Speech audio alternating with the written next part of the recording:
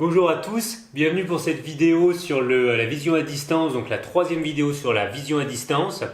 Aujourd'hui, donc, on va s'intéresser à dévoiler la cible, donc qui était la cible numéro 2 qu'on avait présentée à la précédente vidéo. Donc pour toutes les personnes qui se demandent qu'est-ce que la vision à distance ou autre, référez-vous à la vidéo 1 que j'ai faite et que je vais vous mettre en description de cette vidéo. Autrement, on va passer à quels sont les retours que j'ai pu avoir face à cette cible-là.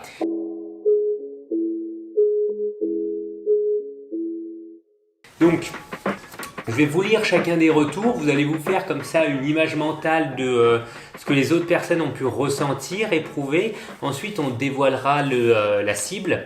Et ensuite, on regardera aussi ce qui a marché, pas marché ou autre. On fera une analyse des raisons et de comment peut-être ressentir la cible. Voilà. On commence tout de suite avec la première personne qui m'avait fait un retour.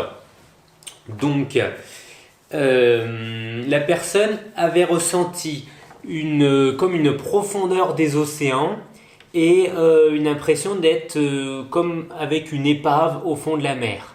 Il y avait tout un côté assez mystérieux qui se développait dans son imaginaire avec comme par exemple cette île du Triangle des Bermudes, donc c'est une zone, vous connaissez sûrement, où il y avait beaucoup de bateaux qui pouvaient se perdre ou autre parce que il y avait des problèmes, je ne sais plus de quel ordre, soit de l'ordre météorologique ou alors au niveau des appareils au niveau de la boussole des appareils, je me souviens plus exactement, qui faisait que les bateaux se perdaient dans cette zone-là et qui a créé énormément de mythes et de légendes justement à travers des monstres marins ou des problèmes vraiment très mystérieux qui se développaient dans cette zone-là. Elle développe ensuite cette impression de profondeur avec une sensation sombre, de noirceur. Elle se sent comme dans une perte complète, un abandon, elle se sent perdue. Voilà donc le premier retour que j'ai eu par rapport à cette cible. Donc pour le deuxième retour que j'ai eu sur cette cible, c'est une personne qui ressentait, alors elle me dit pour l'autre enveloppe, donc pour cette enveloppe-là, je trouve pas le résultat, mais c'est bizarre. J'ai eu la sensation d'être moite, une sensation d'air froid. J'ai vu un œil, je dirais une île. J'ai eu le goût du sel et aussi une image bleue extérieure et noire dedans. Voilà ce que la personne m'évoque. Je ne peux pas en dire plus, je vous laisse comme ça avec ces premiers retours. Et enfin, la dernière personne. Alors, la dernière personne m'explique. Alors, au début, j'ai pensé à beaucoup de verdure. Et je ressentais comme un climat humide. J'ai pensé à un pays, peut-être comme le Vietnam ou la Chine, genre comme des rizières. Et après, je ne sais pas pourquoi, j'ai pensé à une cathédrale. Mais ça collait pas. J'ai pensé à Léonard de Vinci aussi. Bon, ça partait un peu dans tous les sens. Et en gros, j'arrivais pas à trouver un lieu qui rassemblait un peu toutes mes idées. Du coup, j'ai pensé au mot Saint-Michel, alors je me suis arrêté là. Ensuite, la personne donne une description, refait le travail pour se réimmerger dedans. Donc, deuxième ressenti que j'ai eu, c'était genre beaucoup de pluie, j'étais dans une espèce de jungle et je voyais un espèce de personnage type explorateur et qui marchait dans un chemin dans la jungle. Il découvre à un moment un endroit avec comme des pierres un peu en ruine. Et donc elle me dit qu'à la fin ça lui a fait penser à la cité perdue en Colombie. Donc voilà pour les retours que j'ai eus. Donc j'ai 2 retours pour une même personne et sinon un retour pour 2 autres personnes. Donc on va dévoiler vous avez comme ça des images mentales, des ressentis que les personnes ont pu avoir. Donc là déjà c'est intéressant au niveau en tout cas moi ce que je trouve intéressant dans cet exercice, c'est vraiment le travail au niveau de la créativité. C'est-à-dire tout cet emballement que l'inconscient va créer lorsque la cible, on va dire, est peu claire.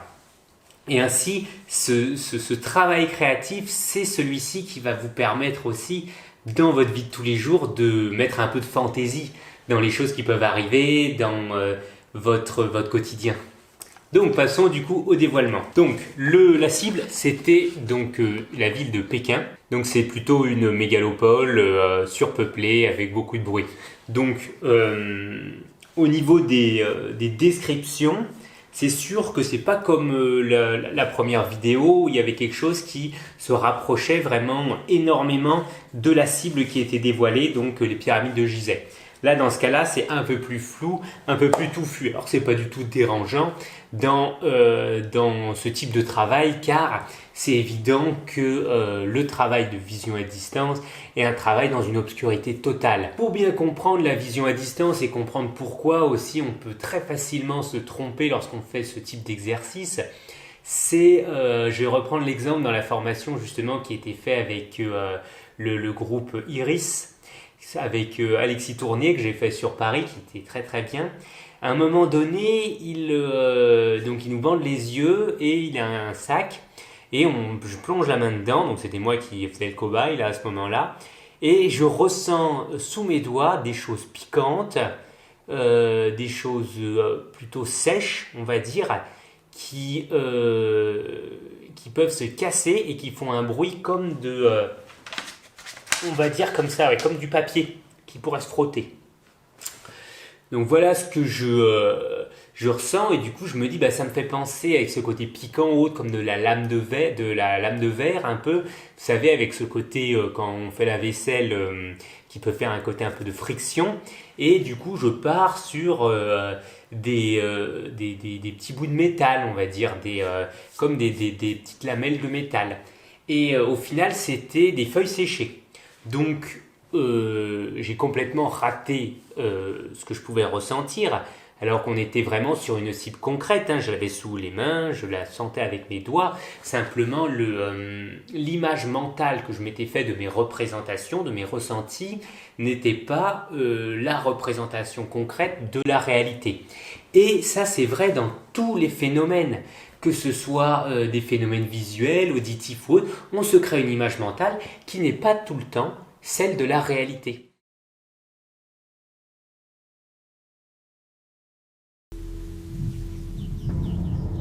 Quelle est donc la vraie nature de la relation entre le monde extérieur, le cerveau, et ce que l'on appelle la réalité? La réponse se trouve dans le fonctionnement du système visuel. Retournons dans le cerveau. La plupart des informations sensorielles que nous recevons passent par le thalamus, avant de se diriger vers le cortex, la substance grise située à la périphérie du cerveau.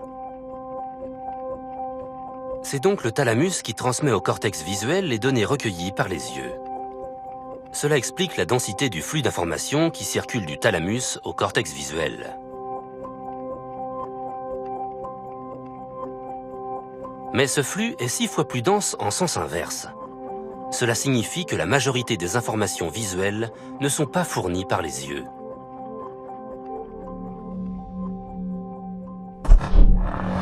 Notre vision dépend moins de la lumière qui entre par nos yeux que de ce que nous avons déjà dans la tête.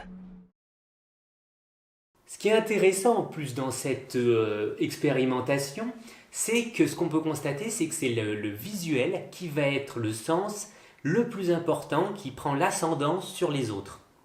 Donc sûrement que ça c'est une affaire de câblage, on va dire. Si quelqu'un a une capacité visuelle très faible et qui se voit pas comme quelqu'un, un bon voyant, on va dire, il va baser sa conception du monde sur d'autres sens parce qu'il ne peut pas se fier à son visuel.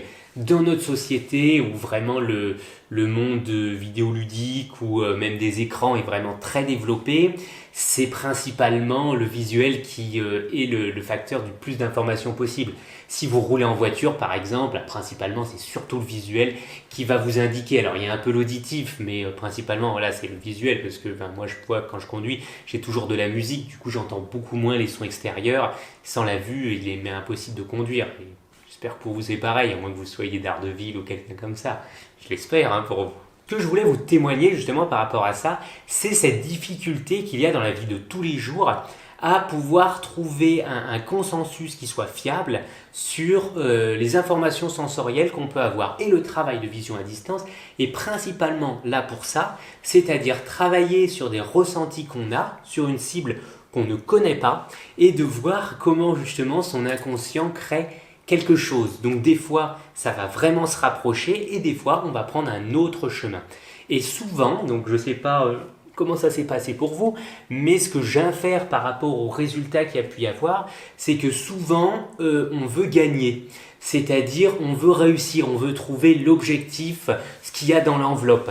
Et on se coupe presque des ressentis futurs, c'est-à-dire on a un premier ressenti et tout de suite ce ressenti, on l'utilise pour trouver une solution telle qu'elle tout de suite. Alors que fondamentalement, pour avoir une information, on va dire, la plus sécure, la plus proche de l'objectif qu'on recherche, de cette cible, il faut accumuler des ressentis. C'est-à-dire que, par exemple, je repense à ces sketchs qui ont été repris après et qui avaient dans La Haine à un moment donné.